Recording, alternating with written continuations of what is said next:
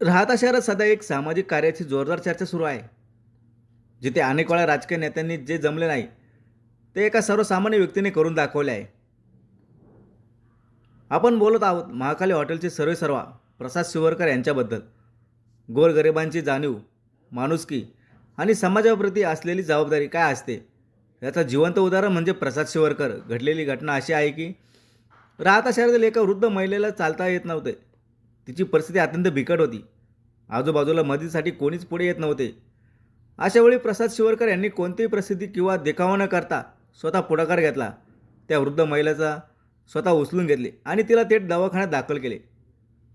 डॉक्टरांनी उपचारासाठी तब्बल 2 लाख रुपयाचा खर्च सांगितला.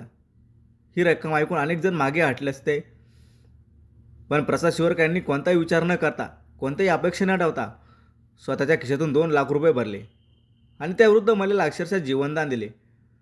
आजच्या काळात जिथे माणुसकी हरवते तिथे प्रसाद शिवरकर यांच्यासारखा माणूस म्हणजे खऱ्या अर्थाने देवदूतच म्हणावा लागेल. छत्रपती शिवाजी महाराजांनी दिलेली रयतेची काळजी घ्या हे विचार त्यांनी आपल्या कृतीतून जिवंत ठेवले आहेत.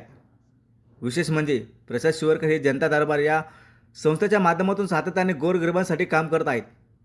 अनेक गरजू लोकांना मदत, आरोग्य सेवा आणि सामाजिक आधार देण्याचे काम ते करत आहेत. एका महाराजांनी आपल्या कीर्तनातही प्रसाद शिवरकर यांच्या कार्याचा उल्लेख करत सांगितले की छत्रपती शिवाजी महाराजांचे विचार आजही जिवंत आहेत आणि ते प्रसाद शिवरकर यांच्यासारख्या व्यक्तीमुळे राहता शहरात आज प्रत्येकाच्या तोंडी एकच नावे आहे, प्रसाद शिवरकर. अशा देव माणसाबद्दल किती बोलावे तरी कमीच आहे. शेवटी एकच बोलावे वाटते, समाजात अजूनही माणुसकी जिवंत आहे आणि ती जिवंत ठेवणारे असे लोक आपल्या आपसात शेवटी एकच बोलावे वाटते, समाजात अजूनही माणुसकी जिवंत आहे आणि ती जिवंत ठेवणारे असे लोक आपल्या आसपास आहेत. हेच या घटनेतून पुन्हा एकदा सिद्ध झाले आहे. आज आपलीच माणसं आहेत की जे आपण एकमेकांना मदत करण्यासाठी अजिबात तयार नाही आहोत. अरे परवा दिवशी मी शिर्डीवरून कीर्तनावरून येत होतो. राहत्याच्या जवळ आलो. राहत्याच्या जवळ आल्याच्या नंतर महाराज सकाळचं कीर्तन होतं, 10 ते 12 कीर्तन केल्याच्या नंतर दुपारी 2 वाजता आम्ही तिथनं येत असताना बाबा एका 2 व्हीलरवरती एक आजोबा आणि एक आजी चाललेली होती. रस्त्यानं जात असताना, रस्त्याचं काम चालू असताना गाडी त्यांची रस्त्याने जात होती. त्याच वेळेस त्यांच्या पाठीमागून एक ट्रक आली होती. बाबा त्या ट्रकच्या साईडनं चालत होते, पण रस्ता खूप लहान होता. रस्त्याचा खड्डा चुकवण्यासाठी ट्रक ड्रायव्हरनं थोडीशी गाडी दाबली. बाबा गाडीच्या पाठीमागं थोडेच अंतरावर होते. ती गाडी बाबाच्या गाडीच्या समोर जाणार तेवढ्यात मागचा चाकाचा धक्का त्या बाबाच्या गाडीच्या हँडलला लागला.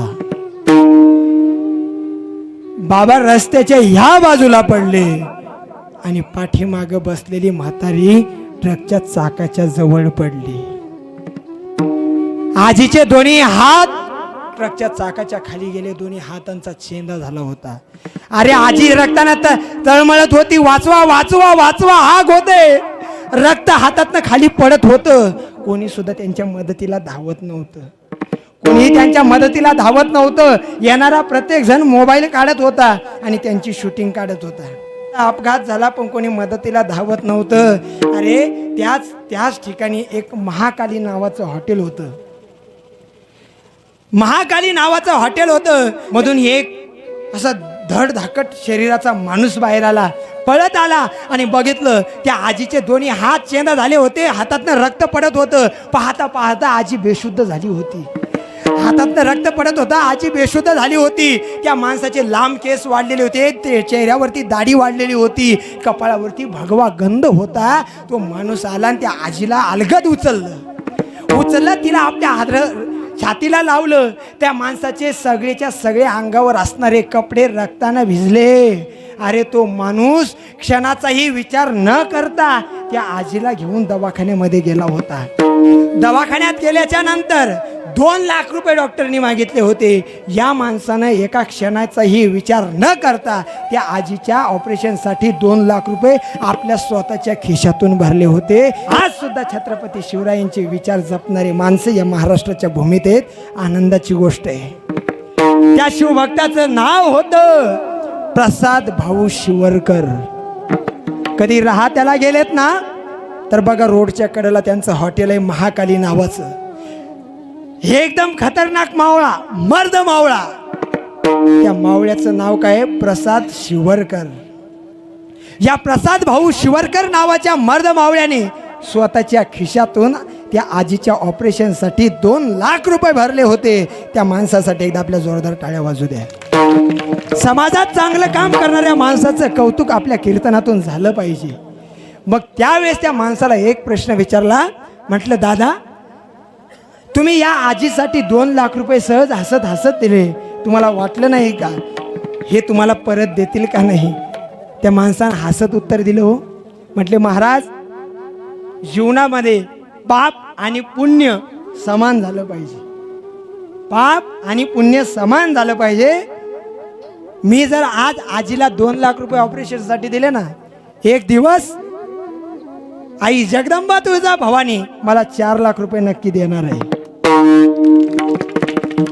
तोच माणूस जनता दरबार नावाने एक सामाजिक संस्था चालवतात. जनता दरबार नावाने सामाजिक संस्था चालवतात. त्या संस्थेतून गोरगरिबांच्या विद्यार्थ्याला, गरिबांच्या मुलाला मदत करतात, निराधार व्यक्तींना आधार देतात. अशा माणसाचं कौतुक सुद्धा आपल्या कीर्तनातून झालं पाहिजे.